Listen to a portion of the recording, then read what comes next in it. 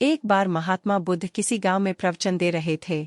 वे अपनी बात को समाप्त करते हुए बोले, मानव के दुख का कारण है स्वयं को किसी से बांधना। जहां भी मोह होता है, बंधन होता है, वहां दुख स्वयं ही उत्पन्न हो जाता है। अतः अपने बंधनों को जाने और उनसे बाहर निकलने का प्रयास करें। इसके बाद उन्होंने सभी लोगों को आशीर्वाद दिया और फिर अपने आश्रम को लौट गए। अगले दिन उनसे एक व्यक्ति मिलने आया। वह बुद्ध को 2 दंडवत करता हुआ बोला, महात्मन, मैंने कल आपका उपदेश सुना। आपकी बातें मेरे हृदय में उतर गई है। मैंने अपने बंधनों को तोड़ दिया है, सारी मोह माया का त्याग कर दिया है। अब मैं आपकी शरण में आना चाहता हूँ। व्यक्ति की बातें सुनकर बुद्ध मुस्कुराए और धीरे से बोली, मुझे विस्तार से बताओ, तुमने कौन कौन से बंधन तोड़े और किसका मोह त्याग दिया? वह व्यक्ति बोला, मेरे घर पर मेरी बूढ़े माता पिता और पत्नी है। मेरा एक छोटा बच्चा भी है। मेरी पत्नी बहुत बीमार रहती है। उसके कष्ट देखकर मैं अक्सर सोचता रहता था कि वह मर जाए तो उसके कष्ट दूर हो जाए। उसकी वजह से मैं बहुत दुखी रहता हूँ। लेकिन कल जब मैंने आपका उपदेश सुना तो मेरी समझ में आ गया कि मेरे परिवार से मेरा बंधन ही मेरे दुखों का कारण है। अगर मैं इसके चक्कर में पड़ा रहा होगा तो कभी सत्य को नहीं जान सकूंगा। इसलिए मैं अपने घर को त्याग कर आपके पास आया हूँ। बुद्ध ने पूछा, क्या तुम सचमुच सभी बंधनों से मुक्त हो गए हो? देख लो कहीं कोई बंधन तुम्हारे पीछे रहे तो नहीं गया।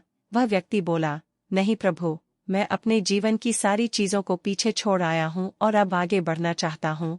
बुद्ध ने कहा, अगर ऐसी बात है तो फिर ठीक है, आज तुम यहीं आश्रम में रुको, कल मैं तुम्हें बताऊंगा कि क्या करना है। बुद्ध ने अपने एक शिष्य की ओर इशारा किया। शिष्य ने उसे आश्रम के अतिथि कक्ष में पहुंचा दिया। वह व्यक्ति उत्सुकतापूर्वक आश्रम की गतिविधियां देखता रहा। उन्हें देखकर वह बहुत प्रसन्न हुआ और अपने सौभाग्य पर इतराता रहा। अगले दिन बुद्ध ने उस व्यक्ति को एक कार्य सौंपते हुए कहा, तुम्हें पूर्व की दिशा में जाना है। वहां पर तुम्हें एक गांव मिलेगा। गांव के बाहर ही एक साधिका का घर है।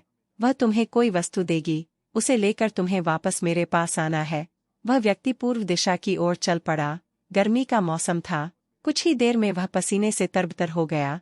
उसे प्यास भी सताने लगी। वह सोचने लगा कि अगर इस समय में अपने घर पर होता तो इस तरह गर्मी में पसीना नहीं बहाना पड़ता।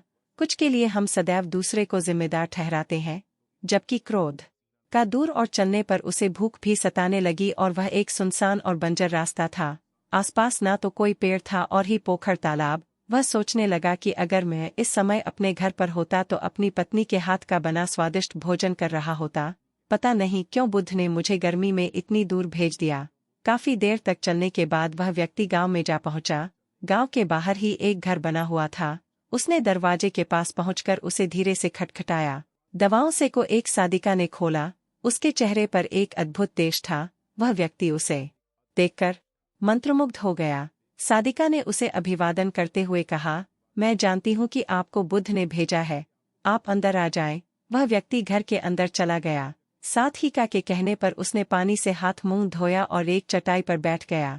साथ ही ने उसके सामने भोजन की थाली रख दी। वह जल्दी जल्दी भोजन करने लगा।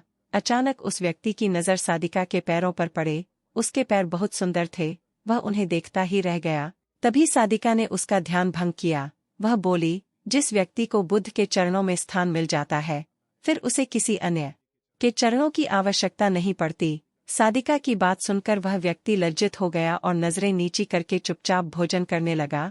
भोजन करने के बाद साधिका ने कहा, आप बहुत दूर से आए हैं, थक गए होंगे, यही चटाई पर लेट जाएं, मैं पंखा कर दूंगी। वह व्यक्ति बहुत थका हुआ था। वह चटाई पर लेट गया और अपनी आंखें बंद कर ली। साथ ही का उसे पंखा करने लगी, पर लेटने के बाद भी उस व्यक्ति को चैन नहीं आया। उसने धीरे से अपनी पलकों को खोला और चोर नजरों से साधिका को देखने लगा। वह सोचने लगा, यह स्त्री कितनी सुंदर है, इसकी बानगी कितनी मोहक है। अगर यह मेरी पत्नी होती तो मेरा जीवन स्वर्ग बन जाता। साधिका इसके मन की बात समझ गई। वह बोली, शरीर में कुछ नहीं रखा है, यह केवल मांस मज्जा और अस्थियों का जोर है। जो व्यक्ति इसके आकर्षण से हो जाता है, वही सत्य को प्राप्त कर पाता है। यह सुनकर वह व्यक्ति घबरा गया। वह चटाई से उठ बैठा और बोला, अब मुझे बुद्ध के पास जाना चाहिए, कृपया आप मुझे वहां सामान दे लिए बुद्ध ने कहा था। साधिका ने मुस्कुरा कर जवाब दिया, बुद्ध ने आपको जिस कार्य के लिए भेजा था वह पूर्ण हो चुका है। साधिका की यह बात उस व्यक्ति को समझ में नहीं आई। वह दरवाजे की ओर बढ़ चला। दरवाजे के पास पहुंचकर वह एक क्षण के लिए रुका और पलटकर बोला, क्या आप अंतर्यामी है? आपने मेरे मन की बातें कैसे समझ ली? वह स्त्री मुस्कुराते हुए बोली, बुद्ध की कृपा से मैं मोह माया से ऊपर उठ चुकी हूँ, इसलिए गुनाहों से निर्लिप्त हूँ और किसी के चेहरे को देखकर उसके मन में उठने वाले विचारों को समझ लेती हूँ। उसकी बातें सुनकर वह व्यक्ति एक बार पुनः लज्जित हुआ और सोचने लगा कि जिस स्त्री ने सच्चे मन से मेरा सत्कार किया, मैं उसके बारे में क्या क्या सोचता रहा। उसके बाद वह बुद्ध के आश्रम की ओर लौट पड़ा। आश्रम में पहुंचकर वह व्यक्ति बुद्ध के चरणों में गिर पड़ा और बोला, महात्मन, मुझे क्षमा कर दे, मैं बड़ा पापी हूँ। उसकी बात सुनकर बुद्ध मुस्कुराए और बोले, मैंने तुम्हें सादिका के पास इसीलिए भेजा था ताकि तुम अपने आप को देख सको। अब मुझे बताओ, क्या तुम सचमुच मोह और बंधन को त्याग चुके हो? वह व्यक्ति कुछ नहीं बोला, वह नजरें नीची के चुपचाप खड़ा रहा। बुद्ध ने कहा, बाहरी बंधन और मोह को दो त्यागने से हम बंधन मुक्त नहीं होते।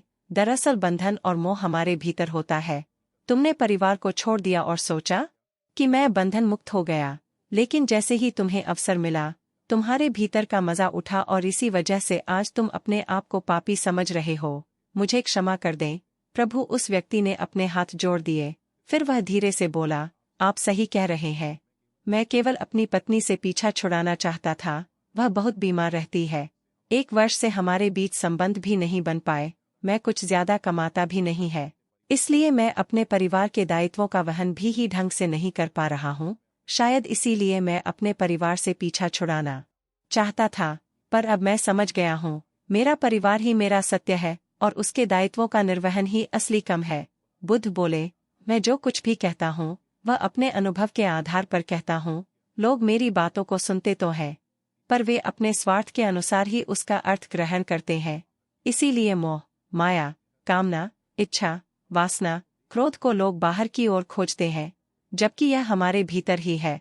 हम दूसरों को देखकर तरह तरह की कामना करने लगते हैं। कामना से इच्छा जन्म लेती है, इच्छा से वासना पैदा होती है और वासना की पूर्ति न होने पर क्रोध उत्पन्न होता है। यह सब एक दूसरे से जुड़े हुए हैं। क्रोध स्रोत हमारे भीतर है। तुम चाहोगे तो क्रोध आएगा, तुम चाहोगे तो क्रोध नहीं आएगा। इसी तरह बंधन बाहर नहीं होते, हमारे मन में होते हैं। हम मन से ही किसी से बंध जाते हैं और मन के कारण ही हम दुख पाते हैं। लेकिन जो व्यक्ति इन बातों की गहराई तक पहुंच जाता है, वह दुखों से हमेशा हमेशा के लिए मुक्त हो जाता है।